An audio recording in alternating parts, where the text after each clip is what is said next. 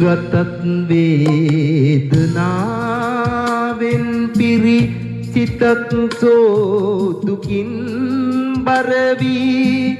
දෙනෙත් අඳ නොවී තිබුණත් ඉනුත් නැහැ සුවේ කනත් බීරිවී නැතිමුත් අමුත්තක් වෙලා නැහැ කිසි එහෙත් ඉන් හොඳක් මිහිරක්